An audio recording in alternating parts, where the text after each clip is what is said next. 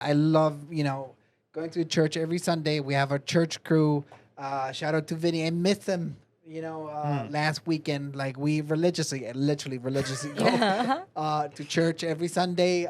Some of the crew here also goes there. We have beautiful church services. Breakfast in the morning is my favorite time of the week. So this really is close to my heart, and it's just very sad. On Sunday, a shooting at CrossPointe Community Church in Wayne, Michigan, was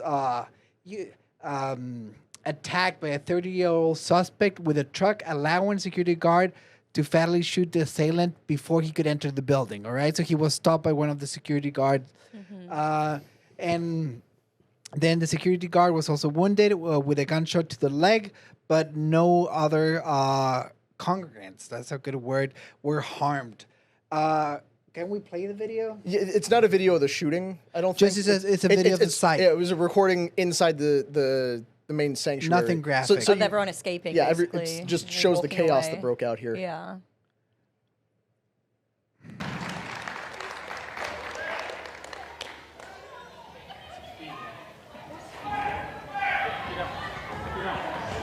Oh.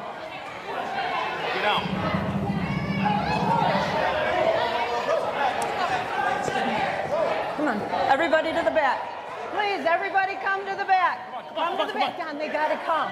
They gotta come. Come on. Come on. Come on. Come on. Come on. Go. Out, I don't think is a good idea.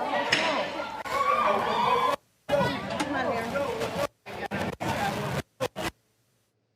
Yeah, I mean, That guy's chilling. Yeah, the lost one. He's like, imagine they took being it in back, that it's fine. situation though, of like, you're just, with your just kids in church with your kids on a regular Sunday, and this is a very real concern because growing up in the church with a dad who is a police officer, always situationally aware to try to see what was going on. We always, sat towards the back of the auditorium so he could keep an eye on like the door next to us and who was up front just in case something went down and we had to get out of there as fast as we could. Is he strapped like in church? I can neither confirm nor deny that. But I was gonna say like I think that just like at schools, teachers should be strapped, and I think like whether it's priests or people who go there should be encouraged to be strapped because it's like a high risk place. It depends on the church and the denomination. Some of them you're allowed, some of them you're not allowed. Is it a private building? Yeah. The most dangerous place in the world is gun-free zone. Yeah, it is. True, Australia. This whole situation, once again, for the umpteenth time, proves the narrative of good guy with a gun stops bad guy with a gun. This guy came in with a rifle, somebody knocked him over with a truck and allowed the security guard to get there and shoot him dead. And there were 0 casualties. Right. That is a miracle. It's a blessing from God. Yes. But it's also shows that like there are churches being targeted by crazy people and because they think they are still soft targets. And it's been happening a lot.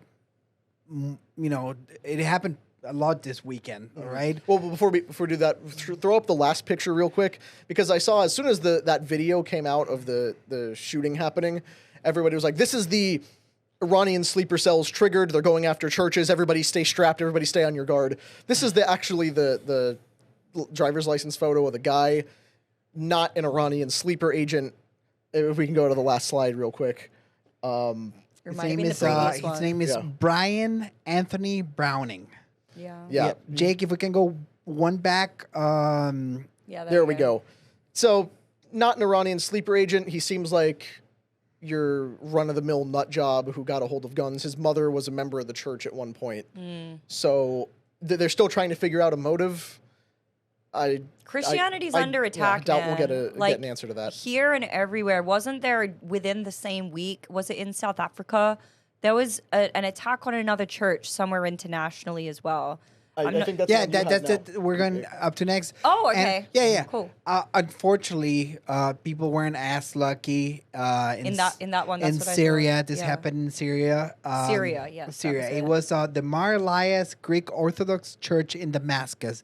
By the way, it's a shame what's going on. Damascus is one of the most history-rich cities in the planet, bar none. All our ortho bros, our heart goes out for them. Unfortunately, 20 people died that day, 50 people injured. A guy came in, with a suicide vest. I don't know if I can say those words, and blew himself up in the middle of the church, causing major damage. All right. This is right after Syria has taken over, and all the neocons were happy about it. That the head of Syria was replaced by an Islamic State agent. They identified this guy as ISIS. The bomber was an ISIS agent. ISIS is back. Jeez. And like Humberto was just saying, think of all the people who were like chomping at the bit to get Bashar Assad out of Syria, who celebrated like Netanyahu. Yeah, him and people in the United States government. They've been talking about getting rid of Assad ever since the Syrian civil war broke out, where they said he was using chemical weapons against his own people, a claim that was never verified. And even denied by the Secretary of State. Yeah, they just ran with it because it not only would have justified a boots-on-the-ground invasion in Syria for yet another regime change, but also caused Europe to throw open its gates to Syrian refugees that got the entire immigration problem started, Right. like almost 10 plus years ago now. But Bashar Assad, for all his negative qualities, whatever they may have been, actually protected Christians in Syria and stopped things like this from happening. And this has become a common occurrence ever since he was ousted. But going back to Amy's point, F around, find out. Societies, like in general, with a government system, like a history, a composition of people, the way things are done, like thinking that you're so mighty that you can just like topple a regime and add another one on top. Right. Like you never know, because they're very. It's like an organ replacement. No, yeah. If you think about thermodynamics, all systems, they're bound to be more complex over time. That's all right. true. And it applies to the human body. Like you might get your liver taken out, and then something else can flare up. And when they do this regime changes, I think Christians as well are the least concerned whenever these things happen. And my thoughts and prayers goes to them. It is very, very sad. I want to see if you guys have. When did you guys start noticing this trend? Because you said like your dad, when he would take you to services, always on guard, always sitting in the back watching the entrances. Do you guys feel like there is a specific moment in history that we can pinpoint where Christians started to be more persecuted, or like, because it feels like it's gotten worse. I mean, it's kind of 33 AD. I know it's always been this way. I know it's biblical, but it feels like things are really ramping up as of late. Like, would you guys agree with that or no? Yes, Maybe yes the and shootings, no. Yeah, Yeah. like actual like violence. Bringing it home to the United States is a new thing, but like I say it jokingly, but I'm not joking when I say 33 AD. Yeah. The death and resurrection of Jesus Christ is when that whole thing started, and it's kind of been ongoing ever since. Christians in the Middle East, Christians in Africa, Christians in Southeast Asia have been dealing with this for centuries. Yeah, centuries. Every major empire, every country that exists in that area of the world has persecuted Christians aggressively. And sometimes it dies down, but there are people right now in China having church services in basements because the government is persecuting them. Big growth in Right. China for Christians. And that's But they have to do it in secret. Every That's country that has crazy. that is where they see explosive growth. Yeah. The church thrives under persecution. And honestly, the people who meet in these places under threat of government-sanctioned execution or ISIS suicide bombings are more passionate and alive in their faith than people who drag themselves out of bed every Sunday to go to their mega church up the road Because they and got the because most. they That's feel so obligated real, to. Connor. For Wow, sure. that's yeah, so real. I don't know. Like maybe I go to a high budget church, but we do have 2 police cars and a sheriff's car outside. All of them armed. Mm-hmm. You know, like I go in, say hi and whatever, but I know where they're there. You know where they got your back if like, anything they're happens. not, they're not there for the service. Yeah. Right. They're there for serving, but not the service. So Mm-hmm. this is very sad. I'm glad we brought this up, and we're gonna keep on bringing it up. You know, because we need to bring attention to this. Well, It's very it's important. like Amy mentioned. It's a global trend of these are the 2 things we're talking about now, but there was just a mass slaughter of Christians like a week ago in Africa, where a group of Islamic militants descended on a camp where Christians were living and butchered them all with machetes. And the same thing happened like a month ago.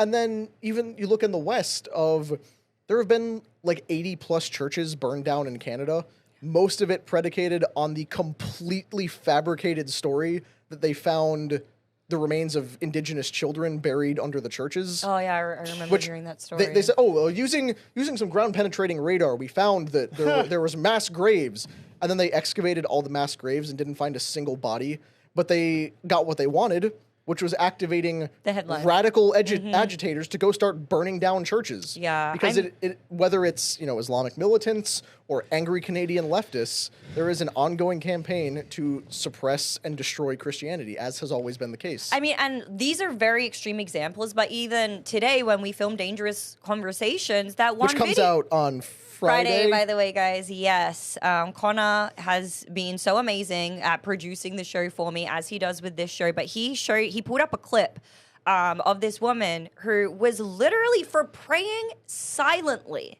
outside of an abortion clinic. Silently. I don't even know if she even verbalized. It might have just been in her head. But she admitted to praying. She wasn't causing a disturbance, nothing. Took her to jail. I think we showed that video at the Tommy Robbins interview, right?